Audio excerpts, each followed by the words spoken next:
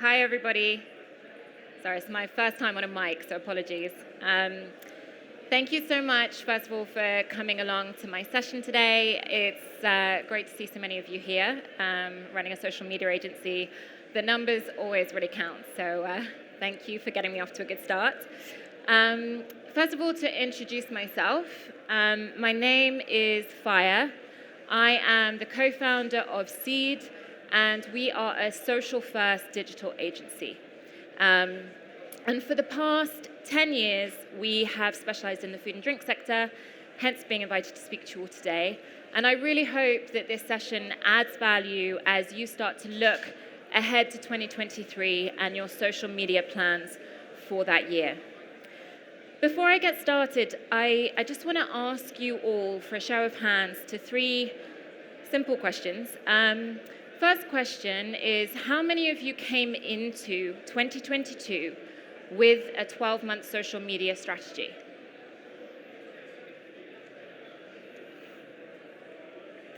And how many of you are planning to go into 2023 with a social media strategy? Okay, a few more hands. And how many of you really feel that your social media goals are currently well-defined and that you really know what you're trying to get out of social? Not very many. Okay. It's great to just kind of get a gauge of where you currently feel you are before I get into things, which is what I'm going to do next. So to kick us off, I just want to circle back to the theme of today's session, which is defining and refining your social media goals.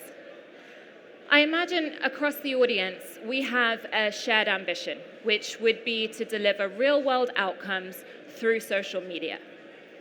But what could those real-world outcomes be?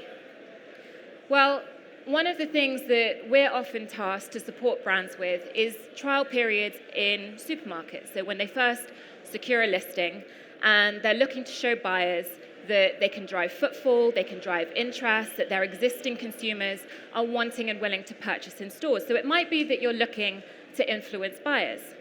It might be that you're looking to recruit a new audience. Perhaps you've got a new product range that you want to launch, and you want to recruit a new audience into your brand in order to market that product range to them. Or it may be as simple as simply wanting to grow your sales. These are just a few of the outcomes that a brand could look to deliver through social. But your goals are really going to change depending on what your brand is, but also where in your brand's journey you are. When speaking to brands, though, we often find that these goals are pretty undetermined, they're unclear. And my job as a social media strategist is to work with the brands that we work with to cut through the clutter. So how would I go about that? How would I cut through the clutter with brands that want to better define their goals? Well, the first thing that I would do is ask them 2 questions. The first question, where are you today? Classic timing for a phone call. Apologies. Where are you today? And my advice when answering that question would be to really interrogate your position. How many followers you have is a pretty superficial metric when it comes to looking at how you're doing on social. Far more interesting is, what's your engagement rate like? How many of your followers are customers? And how many of them are repeat customers? How many of them have signed up to your mailing list or taken further action away from your social media? Those are the types of real-world outcomes that we can really then start to look at. And my second question would be, where do you need to go? Blanket responses to this from brands that we work with are often greater reach, more likes, more followers. But I urge you, when answering this question, to just dig a little bit deeper. What greater impact do you need your social media to have on your business? For example, is it reaching that new audience that I've talked about that maybe you currently have low awareness with?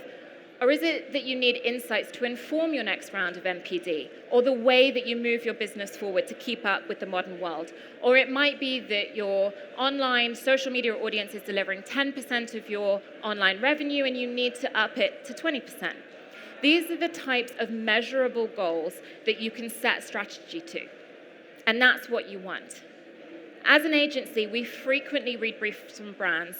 And interestingly, the answers to these 2 questions, where are you today, where do you need to be, are pretty unclear. And you have to know where you are and where you need to go in order to truly define your social media goals. And if you really want real-world outcomes, you need to be looking at goals that are going beyond social. So, to summarize, isolating metrics to set social media goals to isn't really going to deliver true change to your business. Instead, you need to consider the customer journey as a whole and how you can work across the funnel. So this is the growth funnel, or many of you may regard it as the sales funnel. Having a growth funnel should underpin every social media strategy, as it gives you the focus you need to A, understand where you're not putting enough work in across the funnel, and B, where perhaps you're not yielding the results that you need. Also, it gives you the focus to look at where you might want to say no to activity that's not going to serve your goals. So essentially, it's breaking your overall goal into digestible, achievable chunks that you can focus on and create suitable micro strategies to deliver against in order to achieve the whole. So I want to break this down and take a look at the first stage of the funnel in a little bit more detail. Brand awareness. Your job as a brand is to stay permanently visible. You need to be where your audience wants you to be with the right message at the right time. And social media provides the perfect platform to do this within, particularly if your budget is limited and tactics like TV or out-of-home advertising feels completely out of your grasp.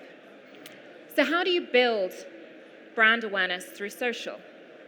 Well, first, I want to break down the term awareness a little bit. The two key elements that we consider when we're looking to build brand awareness for our clients are reach and recognition. So first up, reach.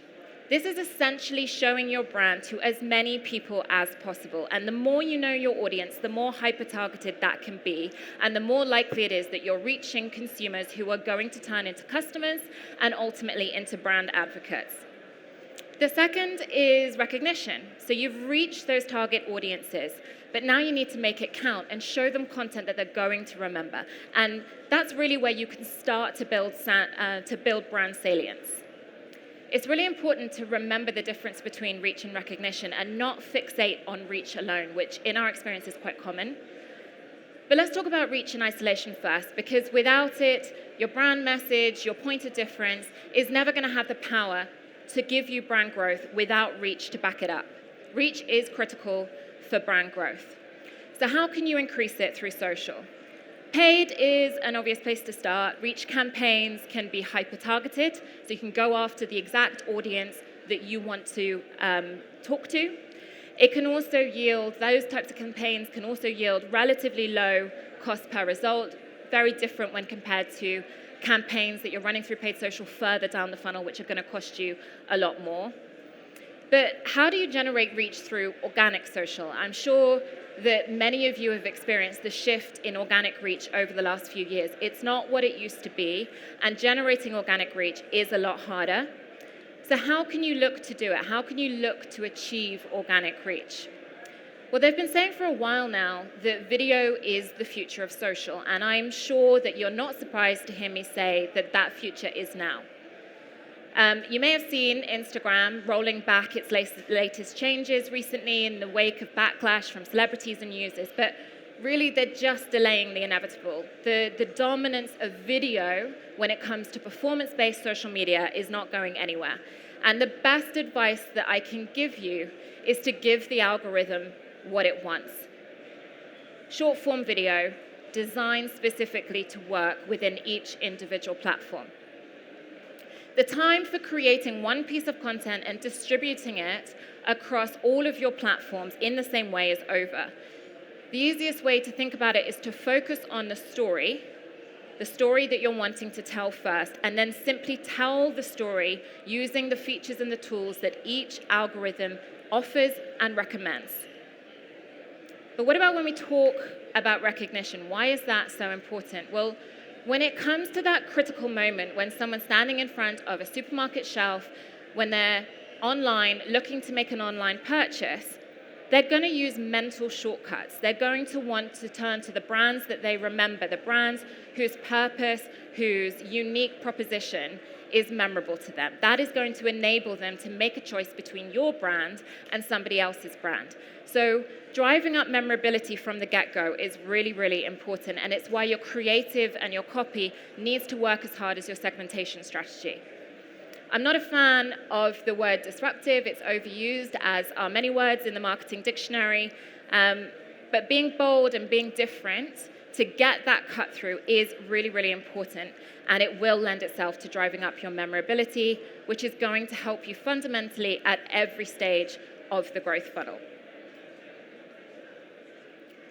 Next up, I want to talk to you, I'm clicking the wrong thing, apologies, about acquiring leads. This is the action stage of your funnel.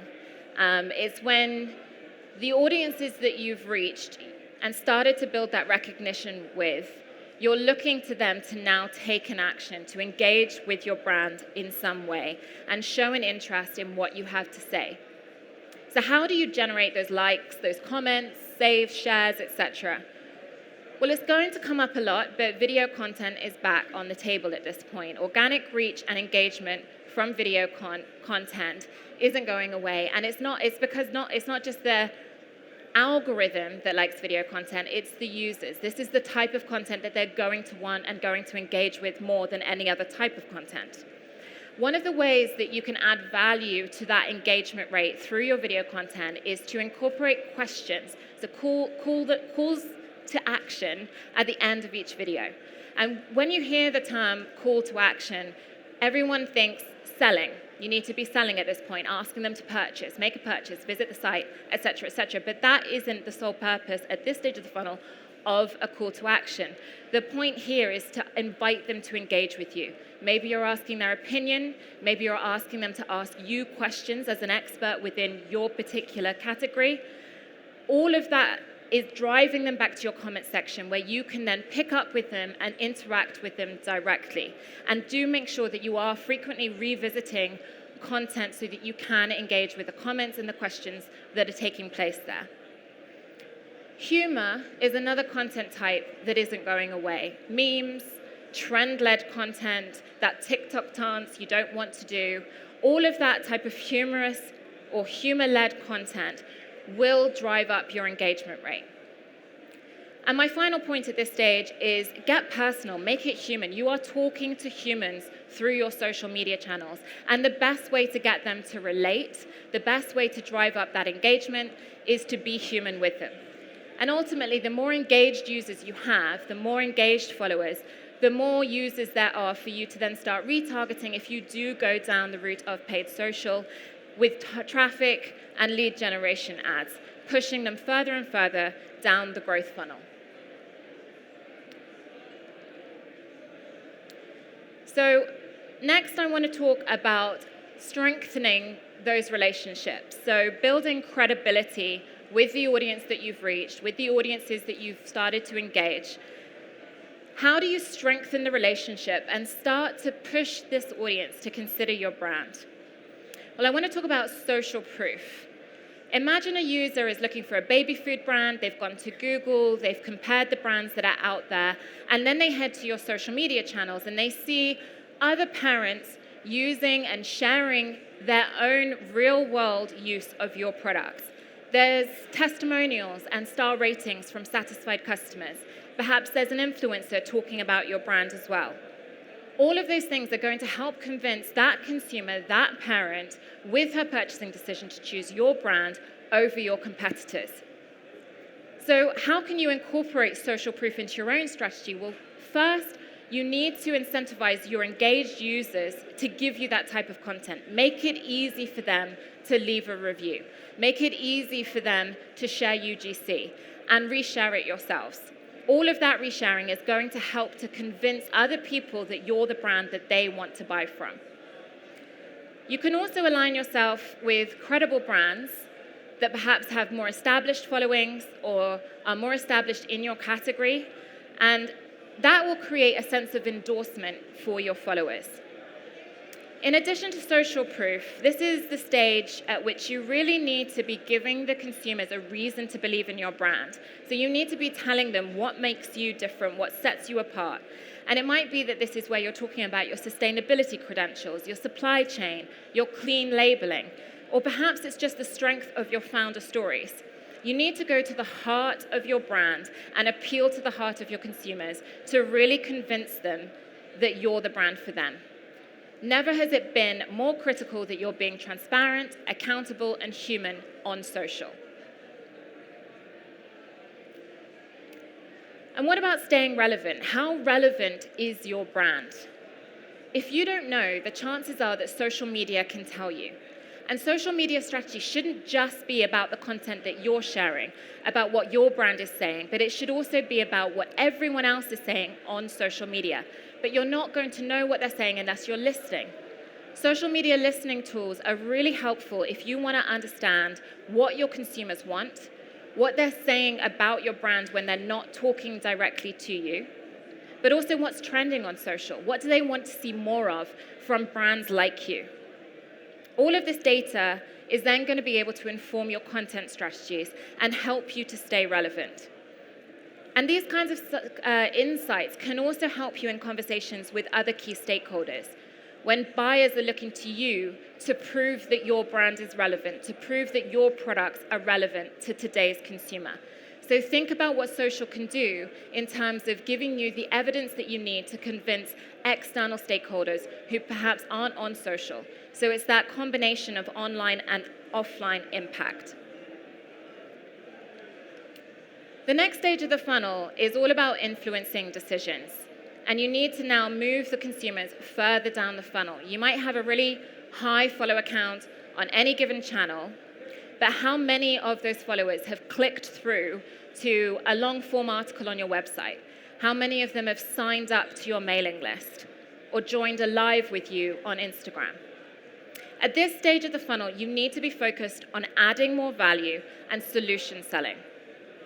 An example I can use here is an olive oil brand. You want to tell your consumer what problems your product solves.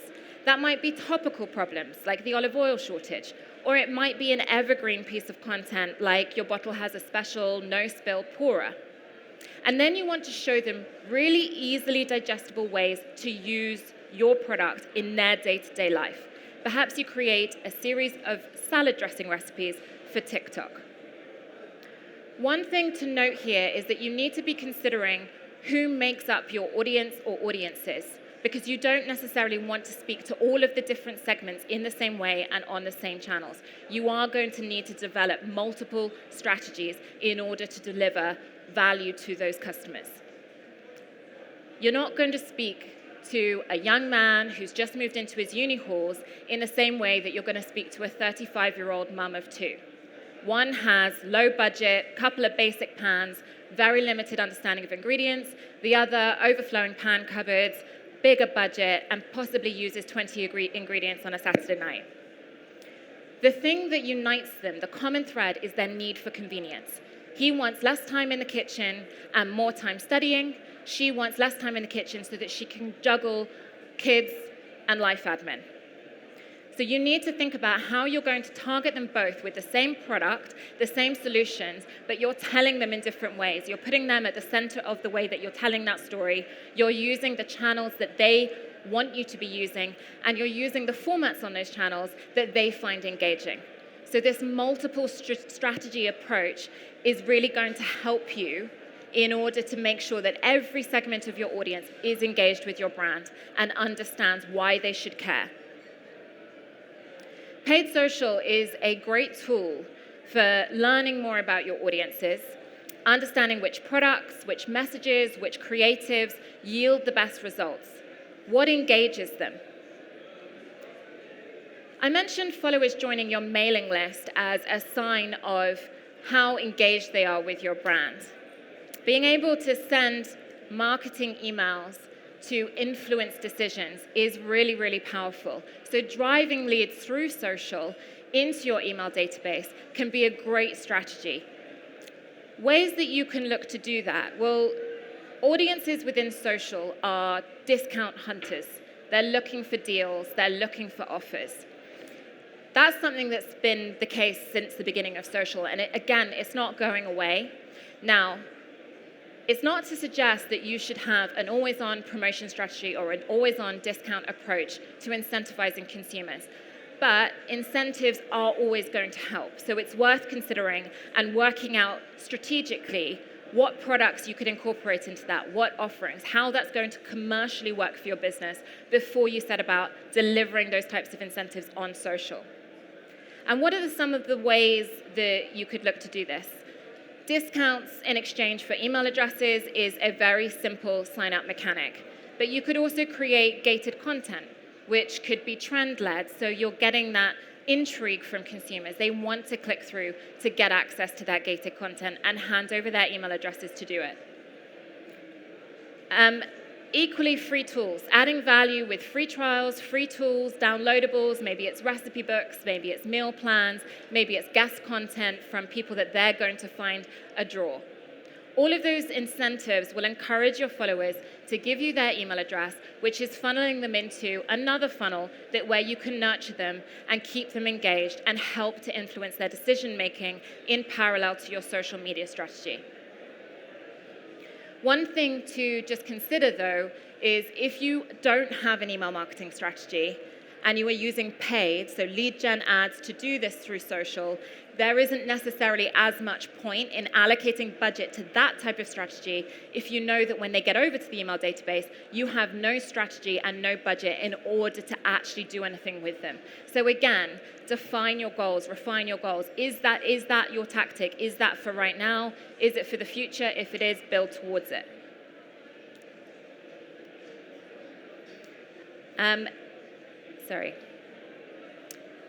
The next stage of the funnel that we need to talk about is converting your followers, getting that sale.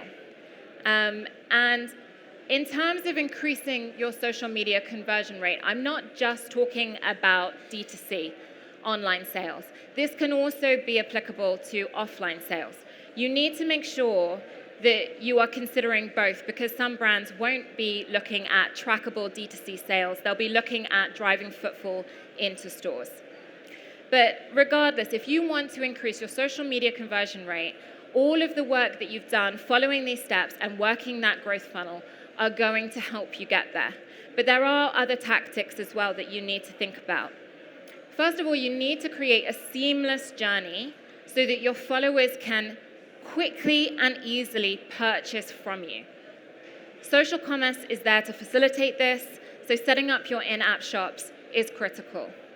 You also need to make sure you're tagging shoppable products, you're using shoppable links in your stories, you're keeping your link in bio or your link tree updated.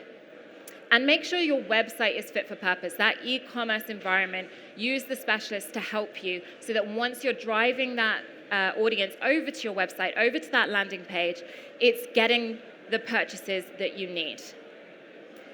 Equally, if you're using paid social to target consumers at the bottom of the funnel with conversion ads, you need to make sure you're not storytelling at this stage.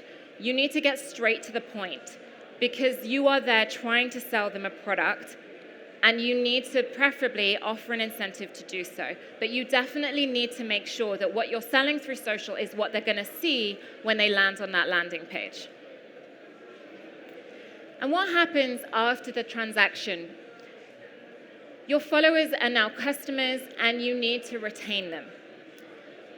You need to focus on this because you've already invested time and effort in acquiring the leads and converting the leads. A key way to increase your customer retention, and when I talk about retention, again, this isn't necessarily just the purchasing customer online. It's also about retaining your followers, because if your focus is offline sales, if you're not retaining your followers who have perhaps already bought your product and engaged with you once, how are you going to keep them informed of where your next listing is, what events you're at, what products are coming down the line? What awards have you won? What press have you secured? Keeping them engaged with your channel, even after they've become valuable to you in the transactional sense, is critical to that strategy. A key way to focus on your customer retention is good management of your DMs and comments. So much of customer service and customer relationships are taking place on social media, which can be a blessing, but it can also create a risk if the wrong people are running channel. So you need to be mindful of that. You need to be reactive because there's always going to be the risk that you're receiving constructive criticism and, at worst, complaints through social. How are you going to deal with those complaints? How are you going to deal with that feedback? That's what matters. But also, every DM and every complaint presents an opportunity for you to develop a one-to-one relationship with that particular consumer. You take their complaint, you deal with it, but what else can you do to keep them engaged, to get them to purchase again, to stay and keep following you, to see the positives where there's previously been negatives? Good DM and comment management is so important to customer retention. You can also use the feedback that you're generating through your DMs and through your comments to inform you of what's important to your customer and then to inform what you're going to do moving forward. So it might be the types of content you're sharing, or it might be to do with your brand, your product range, but what they want to see. And you can seek this out proactively. You don't have to wait for them to come to you by using interactive content types, say on Instagram stories with the stickers functionality. But anything that you're doing off the back of the information and the feedback that they're feeding you, make sure you're showing off about it. If you're changing your product, or you're changing your packaging, or you're changing the way you're talking, make sure you're telling them, because then they feel heard, they feel listened to, they understand that you care about them, and they start to feel like they're part of the family. And that's when your customer retention rate is going to go up. And I also want to talk at this point about advocacy.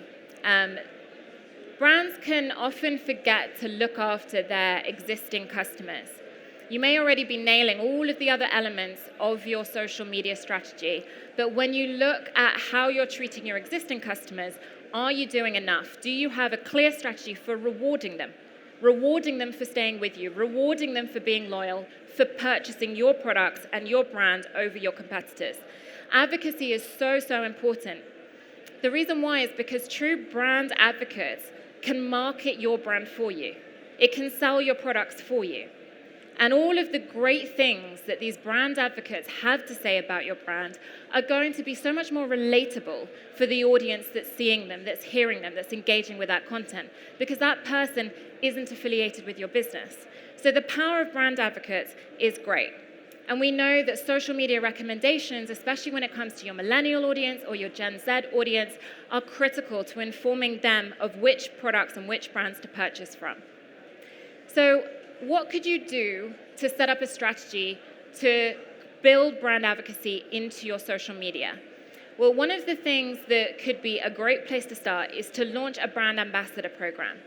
So asking your consumers, your most engaged and loyal followers, to become part of a program where perhaps you are offering them free product in return for content. They're sharing that content with their network. You can then reshare it with your network, and it serves the purpose as UGC. You could also offer them exclusive insight into your business. Bring them in, show them around, give them backstage access. They'll feel nurtured, they'll feel loved by you and part of your family, but equally, they're giving that raw, unfiltered insight, that behind-the-scenes content to your audiences, to their audiences. And again, that builds the authentic nature of that content. You can also make them feel heard and use their insights to help shape your NPD trials. And all of this work will increase the number of people on social media who are talking positively and proactively about your brand, which is only going to help you achieve your goals. At the end of the day, everyone's goal is brand growth. The key thing to identify is where in the growth funnel you're failing, where in the growth funnel you're succeeding, where you understand and have defined goals, and where you need to do more work to refine them. Now, I'm going to wrap up shortly and ask if you have any questions. But first, I just want to leave you with 5 top social media tips from my team. The first tip is you're telling stories, not distributing content or creating assets. Always remember that and put your story first, and simply use the algorithm to inform you of how best to tell it to get results. But the story needs to come first. My second tip is don't do trends and memes for the sake of it. The only way you're going to get cut through is if you are being memorably you, uniquely you. You can still use the trending content, but just remember to stay true to your brand ethos. My third tip is don't be tone deaf. Inclusivity and diversity are considerations that you need to be incorporating into your social media strategy and your content strategy always. But you also need to be looking at what's happening in the real world and just make sure you're being sensitive to it. My fourth tip is TikTok is no longer optional. If you want to be a future-forward brand and you want to succeed in social, you need to be on the most future-forward social platform, and that's TikTok. And finally, which won't surprise you, build a social media strategy. You're never going to reach your full potential on social if you don't have one. That is everything from me today, so I just want to hand it over to you, and I'm clicking the wrong thing again, and ask if you have any questions. Thank you. Thank you so much for listening. Thank you.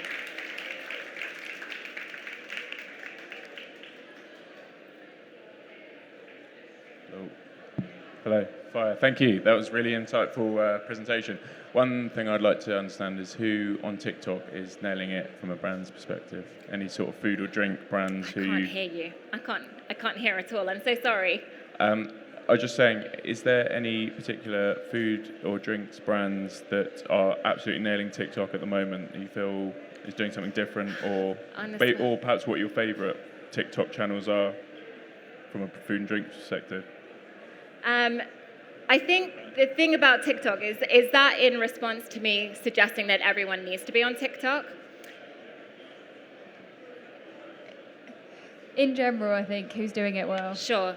I think there are a lot of brands that are doing really well. I think you've got brands like Chipotle who are absolutely nailing it and have been from the beginning. But I think that the critical thing when it comes to being on TikTok and me saying that you need to be on TikTok is working out what your purpose is when you're there. It may be at this stage that you're just listening there and you're looking out for what's happening and keeping on top of those trends. Or it may be that you are learning from the best at brands like Chipotle, as I say, who have been doing great things on TikTok. Hi. Just on TikTok, you said everyone should be on TikTok. Yes. I always see TikTok as a young person's, Sure. teenagers. If my target audience isn't teenagers, is anyone going to see it? Yes, is the short answer. They are going to see it. The thing about TikTok is, yes, it started out and is still predominantly a younger audience. The audience is aging up. You are starting to see other age groups, other demographics coming onto the channel. But also what you see a lot with TikTok is that the content that's on TikTok is traveling. It's not staying within TikTok. It's traveling over to Instagram. It may be a month later, but those trends are what you're then seeing on Reels.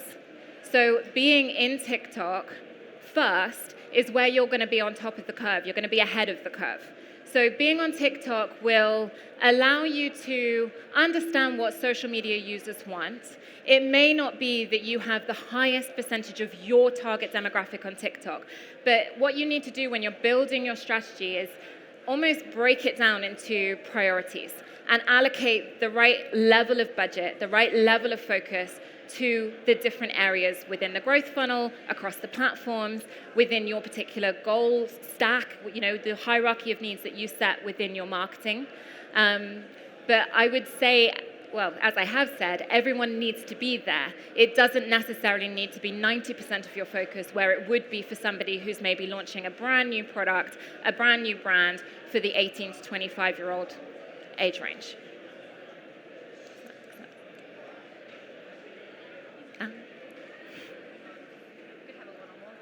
Another question. Sure. Earlier you mentioned about social media listening tools. Yeah. When you say that, do you mean the insights on Facebook, or are there other things that we should be looking at, especially if they're free? Yeah. There are other tools. The best tools are definitely going to be the ones that are charging you. But a lot of the platforms like Hootsuite or Sprout Social, they have listening tools built in.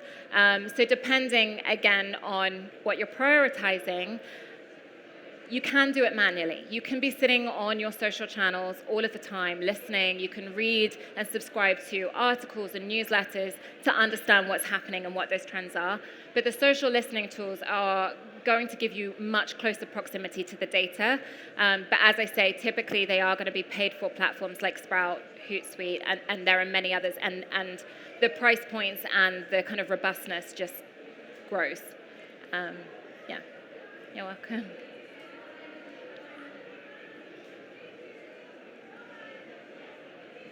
Hi, thank you. That was really useful. Thank you. What are your thoughts on Twitter as a channel for food brands?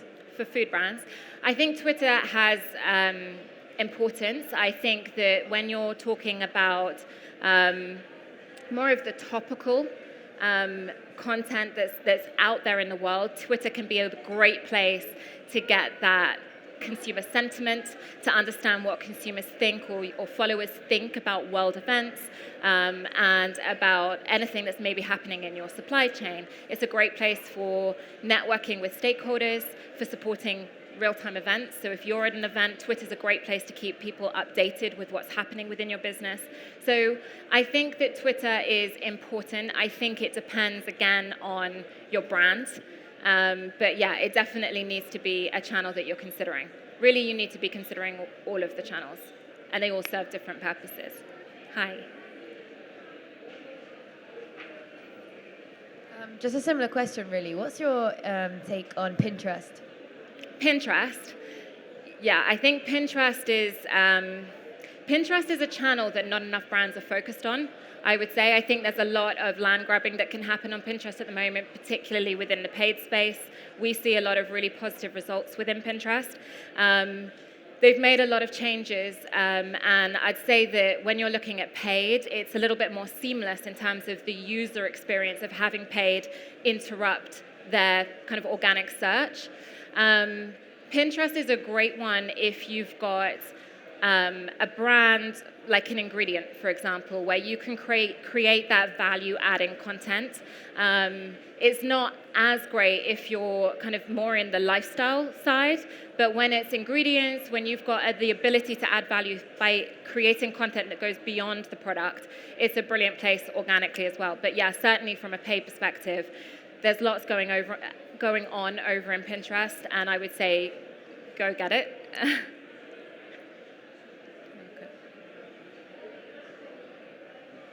A great talk, by the way.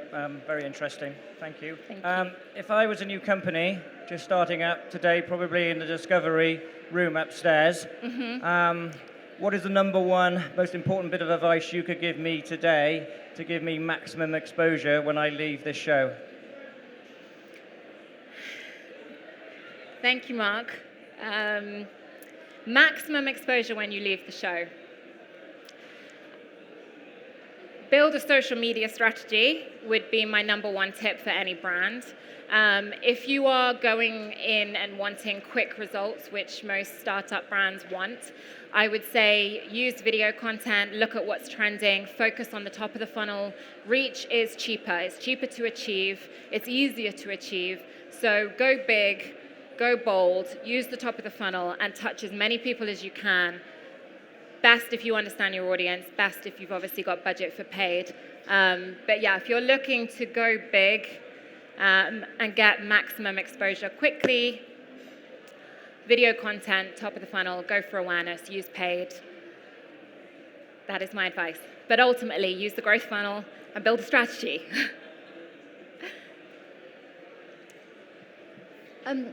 If I'm a company with small budget and limited time, Yeah. would you say do less channels better than more channels and do the same thing over all of them? Yes. Fundamentally, yes, I would. I think that anything, if what you're saying is time. If your time is spread thinly across everything, you're not going to add value anywhere. There are a lot of examples of brands that have built amazingly engaged micro audiences on single channels and use the power of that audience to drive interest from buyers, to drive sales, to drive repeat sales, to test products on subscription models and things like that. So I think if you can only do one channel well, pick the channel where you know your audience is, where you understand, if you're doing it in-house, where you understand how to work with the algorithm, and focus on that, or maybe it's 2 channels. But yes, the only thing I would say as a caveat to that is still be on TikTok listing. Just to keep your eye in the game.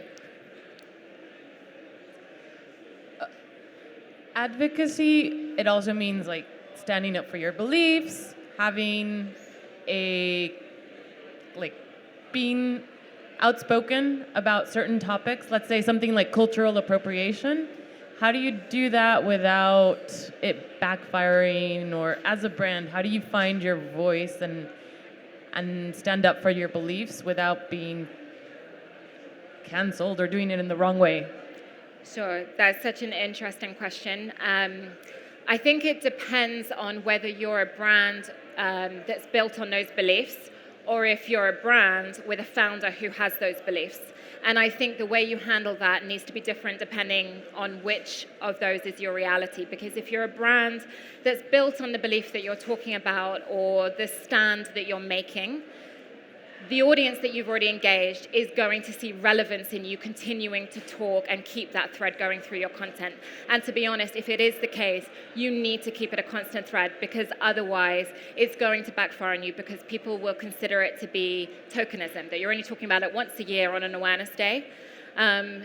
If it's the latter, where you on a personal level have a set of beliefs that are completely separate and have no real connection with your audience or your brand, I would say it's much more difficult to do that without getting backlash, without risking alienating, depending on what the topic is.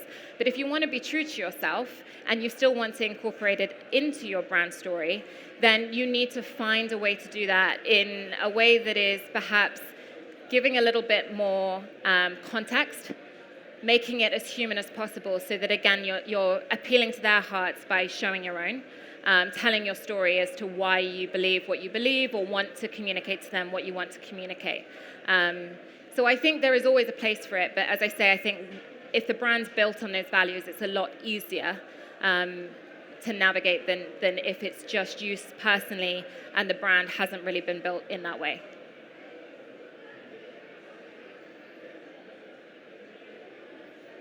No more questions? Okay, I think that's everyone covered. So thank you so much for listening. I really appreciate your time. Thank you.